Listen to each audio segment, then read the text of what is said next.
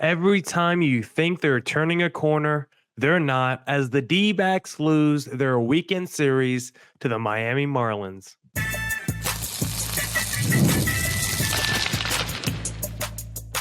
You are Locked On Diamondbacks, your daily Arizona Diamondbacks podcast, part of the Locked On Podcast Network, your team every day. Welcome into the Locked On Diamondbacks podcast, part of the Locked On Podcast Network, your team every day. You're listening to who? Our charismatic host of this podcast, Millard Thomas, a multimedia journalist and a graphic designer. So please go check out my website, millardthomas24.myportfolio.com, to see all of my latest work. Today's episode is brought to you by Game Time. Download the Game Time app, create an account, and use code LOCKEDONMLB for $20 off your first purchase. Terms apply.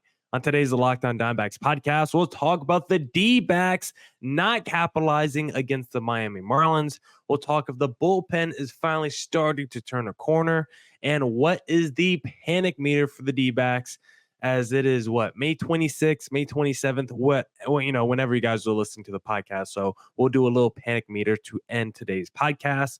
Thank you for making Locked On Diamondbacks your first listen every day. I would not be able to do this podcast without you, my loyal listeners, sharing, subscribing, reviewing, doing all that so I could do this podcast for you. Thank you. It's free. It's available on all platforms, so please continue to tell your friends. And one of those platforms is YouTube, so please hit subscribe to Locked On Diamondbacks on YouTube. Our goal is to hit 2,000 subs by the All-Star break. So once again, please hit subscribe to Locked On Diamondbacks on YouTube. But now let's get into the conversation about the D-backs weekend series against the Marlins, because, guys, I am frustrated. Frustration has been building for the last few weeks, the last month and a half with this D-backs team, right? Because every time you think this team might be turning a corner after winning, sweeping the Cincinnati Reds and being on that winning streak, maybe they're starting to turn a corner. No, they get blasted by Baltimore. You take down the LA Dodgers this past week. Your offense looks good. Your starters look good. Your bullpen looks good. You think maybe you're finally starting to turn a corner then when you take down one of the best teams in Major League Baseball? The answer is still no. Against the Miami Marlins, one of the worst teams in Major League Baseball right now, tied for the fewest wins in the National League with the Colorado Rockies. The D-backs just lost 2 out of 3 to that team, a team with the worst run differential in the National League, a team that has not shown a ton of life this season. I know they've been playing better recently, but still, they are the Miami Marlins. They're a team that fired their executive before the season after leading them to the postseason and making fantastic moves at last year's trade deadline. This team decided to get worse this offseason. They are constantly injured in their rotation.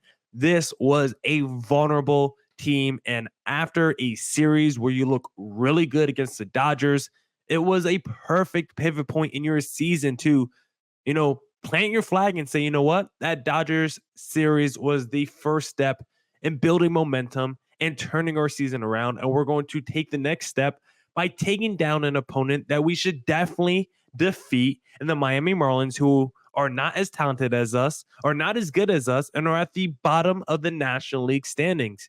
And instead, the feast or famine Arizona Diamondbacks offense did not show up at all this weekend, and it was a terrible effort by the D-backs offense. It first started off in game 1, where the D-backs offense gave up a complete game shutout to Braxton Garrett, who is a good starting pitcher, but coming into that game had an 8 ERA, leaving the game after 9 innings of no earned run ball. He still has a 5.3 ERA.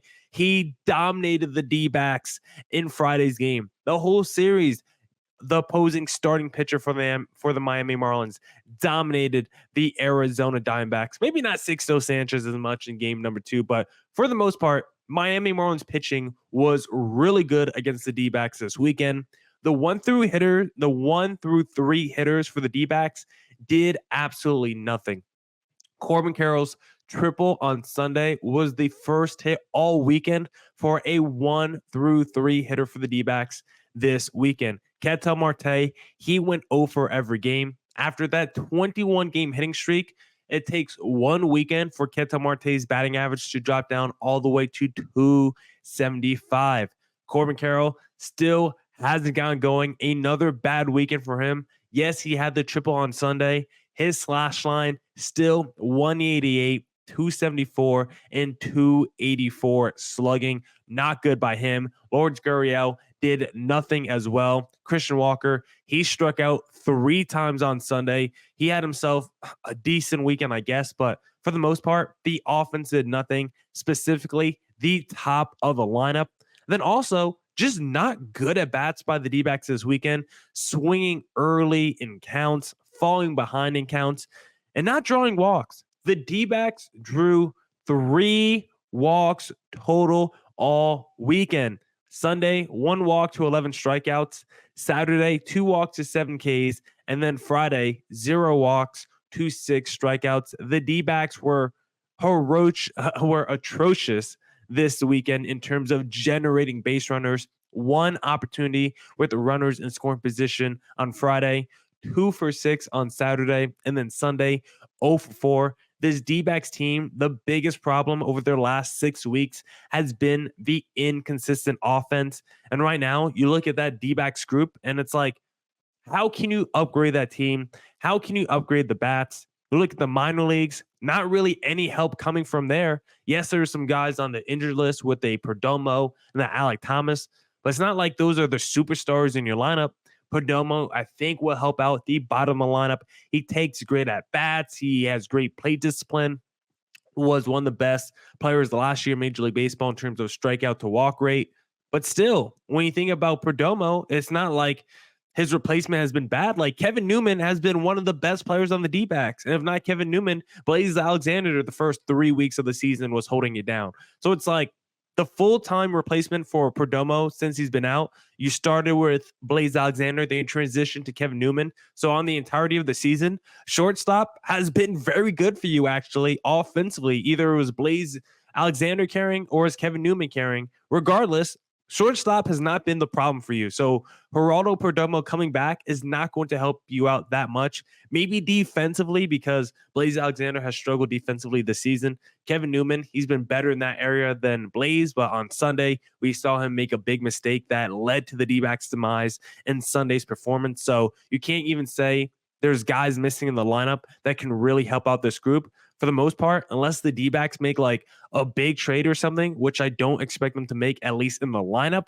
this is the group you have. You need Corbin Carroll to wake up. You need Lourdes Gurriel to wake up. You're going to need more from Gabriel Moreno. You've gotten good contributions from the Jig McCarthy's and whoever your shortstop has been this season. But if the best players in your lineup don't start to get better, this D-backs team is going to go nowhere. The offense, it is what it is at this point in terms of the group. This is who your lineup is going to be. Jock Peterson has been fantastic. I think Randall Grichuk has been a nice little addition. It's been the guys who have already been there in the organization. We need more from the Christian Walkers. The Ketel Martes have been really good this season, but for the most part, the guys that we expected on and relied on to be good this year, like Corbin Carroll, have just not delivered. And it's not like the D-backs are going to be major buyers in terms of their lineup at the trade deadline. This is the group that we got. So for the D-backs, if they want to go to the destinations that they want to reach this season and meet their expectation level, the offense will never reach their next step if the bats that they have in their lineup don't start to turn around and wake up their season. Now we'll talk about one area on the D-backs that does seem to be turning around, which is the bullpen, and we'll talk about that in segment number 2. And if you're thinking about buying tickets for an upcoming D-backs game, then the best place to do that is, of course, Game Time, because Game Time is the best place for last-minute deals. You can save up to 60% off buying last-minute tickets for sports, concerts, comedy theater, and more. They have flash deals, which save you even more with exclusive in-app deals on select seats ahead of the game or event. Zone deals save you even more when you choose a section and you let Game Time choose the seats. All-in pricing shows you the total cost up front with no surprise fees at checkout, and you can even see the view of your seat before you buy. Game Time is the absolute best app Take the guesswork out of buying MLB tickets with Game Time. Download the Game Time app, create an account, and use code LOCKEDONMLB for $20 off your first purchase. Terms apply. Again, create an account and redeem code LOCKEDONMLB for $20 off. Download Game Time today. Last minute tickets, lowest price, guaranteed. All right. Let's get back into the Locked On Diamondbacks podcast. If you like the show, please follow me on Twitter at CareerThomas24 for my personal account, or look up Locked On Diamondbacks both Twitter and Instagram for the podcast handle. But now let's talk about the Dbacks bullpen, because recently, ever since Paul Sewald has come back, this D-backs bullpen seems to be turning around just a little bit and seems to be improving. A lot of seems to be that I just said in the last 30 seconds. The Paul Sewald return has undoubtedly affected this bullpen, and that's something that we've been theorizing ever since we knew of Paul Sewald's return, because getting a closer of his stature was just going to make the rest of the bullpen just fall into place. Everyone was stepping up in his return. Everyone was taking on a bigger burden.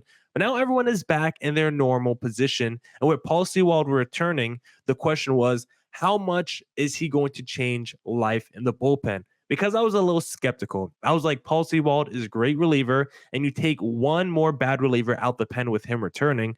But for the most part, there's still not a lot of trustworthy options that I like in the bullpen. But with Sewald now returning, you can see how much him being the closer again makes sense for the rest of the pen, and how much the rest of the pen really responds to Sewald being the closer, and how much more confidence they have being back in their natural roles. Because since Sewald has returned, this bullpen has been really good for the Arizona Diamondbacks. First off, Sewald has been really good for the D-backs since returning. 7 innings, 3 hits, 1 earned run for Paul Sewald. A great addition by the D-backs since acquiring him last year at the deadline. Closer has been a big issue since I've taken over this podcast in 2020. I think closer has been the biggest problem for the D-backs. I always said if they had a decent bullpen and decent closing situation, this is a team that could have made the postseason maybe once or twice before their World Series run since I've taken over this podcast. But the bullpen closing at times has just been so bad. So we are so grateful to have a good closer in Paul Sewald closing games for the D-backs. And with him now back in the fold, you can just see how much it positively affects the rest of the pen. Before Kevin Ginkel, well, technically, let me actually check the numbers once again. Actually, since Kevin Ginkel didn't take an earned run in Sunday's game, the D-backs bullpen now has 7 consecutive games without allowing an earned run. I'm going to say that again. 7 consecutive games by the bullpen without allowing an earned run. And outside of Kevin Ginkel, everyone in the bullpen has been good during that time. Logan Allen, his last 5.2 innings pitch, no earned runs. Now, he does have 5 hits allowed because, he did allow some inherited runners to score, but Logan Allen hasn't allowed anyone he has put on base to score. Brandon Hughes, only 0.2 innings pitch, only had that one opener, but no earned runs in that one. Bryce Jarvis, he didn't allow an earned run on Sunday. And before that, 5.2 innings pitch of no earned runs for Bryce Jarvis. Justin Martinez, no earned runs on Sunday. And before that game, 3.1 innings pitch of no earned runs for Justin Martinez. Paul Sewald, of course, over his last 4 innings pitch, no earned runs. Ryan Thompson, over his last 6.1 innings pitch, no earned runs. So when you look up and down the bullpen, that is 1, 2, 3, 4, 5, 6 guys where over the last 15 days, they have given up 0 earned runs. Joe Mantiply, he has been pretty solid as well during that time. The only guy you really can say that hasn't been trustworthy during that time is a Kevin Ginkel, where it feels like every time he comes in, bad vibes for the rest of the game. As we saw on Sunday, Kevin Newman, who has been fine all season, can't field the grounder that leads to a run scoring with Kevin Ginkel on the mound. Then Kevin Ginkel, while pitch, which leads to runners better in scoring position, and then gives up a hit right after that. Just not good vibes whenever Kevin Ginkel comes on the mound. And that's not the case that it was last season. Last year, whenever Ginkel came in, it felt like the game was over. And this year, when Ginkel comes in, it feels like the other team has a chance to score. He is the missing piece in the D-backs bullpen right now. And for this bullpen to feel like it's at least middle of the pack in the National League, we need Kevin Ginkel to get back to that 2023 Kevin Ginkel. And now, before we end segment number 2, I actually want to power rank the relievers based on trustworthiness in this D-backs bullpen. I think it's a fun little thought exercise, and you guys can do it at home along with me. So number 1, the most trustworthy D-backs reliever right now, I think undoubtedly has to be Ryan Thompson, who has just continued to be electric for the D-backs ever since they picked him up off the waiver wire. On Saturday, 1.1 innings pitched, dropped his ERA down to 0.79. He should be an all-star for the D-backs this season. Paul Sewald, I think he's number 2 in the trustworthy rankings. Justin Martinez is number 3. He continues to be electric, throwing 99, throwing paint. His stuff seems so much more improved this year. He has a 0.59 ERA on the season. Number 4, Joe Mantiply, who has been shaky at times, but right now is in the good graces for me. Number 5, Bryce Jarvis, who has been heating up recently and now has a sub-4 ERA on the year. Number 6, Kevin Ginkel, which is crazy that he's below Bryce Jarvis, but to be honest, I think it's where he belongs right now. Number 7, Logan Allen, and then number 8, Brandon Hughes. Still don't love the bullpen by the D-backs, but Ryan Thompson, Sewald, Justin Martinez makes you feel really good. And if Kevin Ginkel can get back on track, you at least have 4 relievers that you feel really good about out of the D-backs bullpen. Now we'll talk about the panic meter for the D-backs after losing a weekend series to the Miami Marlins in segment number 3.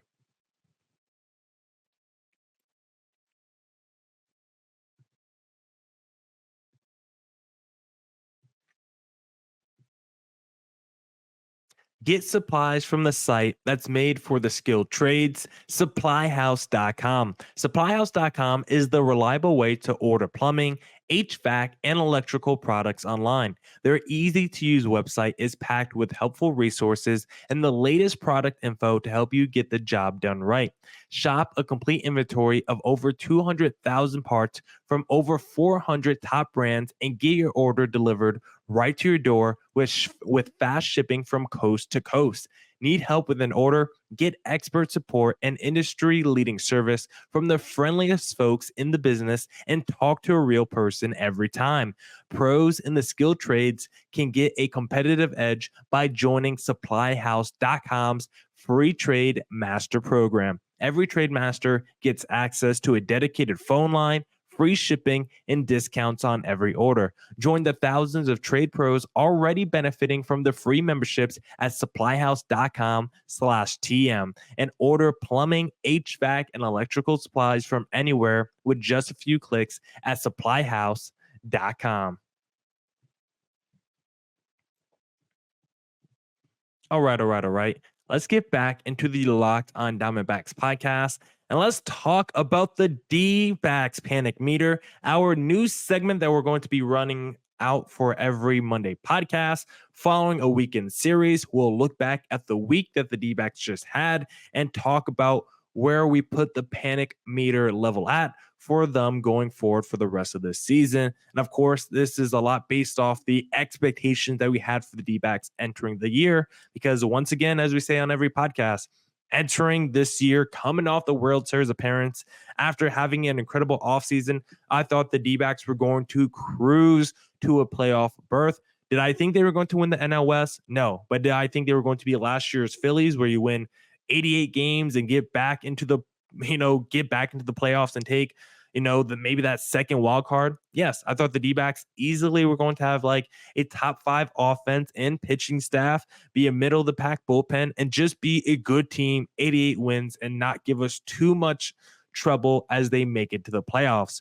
But little did we know, this was going to be potentially a season from hell, especially with the injuries. The rotation has been down bad. We've seen guys get hurt in the lineup, guys get hurt in the bullpen.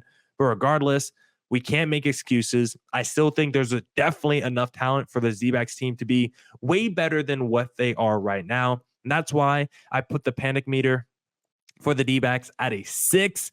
I think they are not reaching their expectations right now. Yes, Merrill Kelly is hurt. Yes, Erod is hurt, but still with Gallen, Monty, and Fat, you still have enough in your 1 through 3 of a rotation to be very good and still be very competitive from a starting pitching standpoint.